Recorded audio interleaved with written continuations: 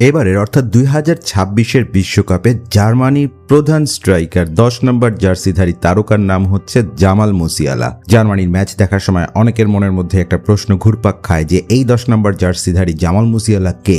নামে তো অনেকটা মুসলিম মনে হয়, আসলে তার ধর্মটা কি? চলুন একদম সহজভাবে জেনে নেই। জামাল মুসিয়ালা, যার জন্ম 2003 সালে, তিনি বর্তমানে জার্মানির জাতীয় দল এবং বায়ার্ন মিউনিকের অন্যতম সেরা খেলোয়াড়। অসাধারণ ড্রিবলিং, গতি এবং বল নিয়ন্ত্রণের কারণে তাকে বিশ্বের সবচেয়ে প্রতিভাবান তরুণ ফুটবলারদের একজন হিসেবে ধরা হয়। এখন আসি ধর্মের প্রসঙ্গে। জামাল মুসিয়ালার বাবা ব্রিটিশ নাইজেরিয়ান এবং মা হলো জার্মান। তার পারিবারিক পটভূমিতে ইসলাম রয়েছে বলে বিভিন্ন আন্তর্জাতিক গণমাধ্যমে উল্লেখ করা হয়েছে এবং সাধারণভাবে তাকে মুসলিম পরিবার থেকে আসা বলেই ধরা হয়। তবে মুসিয়ালা নিজের ধর্মীয় জীবন নিয়ে খুব বেশি কথা প্রকাশ্যে কখনোই বলেননি। তবে একটা মজার তথ্য আপনাদের জানাই, সেটা হচ্ছে মুসিয়ালা কিন্তু ইংল্যান্ডের যুব দলেও খেলেছিলেন। পরে তিনি ইংল্যান্ড নয় জার্মানির হয়ে খেলার সিদ্ধান্ত নেয়। যাই হোক, এখন শেষ কথা হলো তিনি মুসলিম পরিবার থেকে এসেছেন সে ব্যাপারে কোনো সন্দেহ নাই, কিন্তু নিজের ধর্মীয় জীবন নিয়ে তিনি কখনোই প্রকাশ্যে কোনো কথা বলেননি।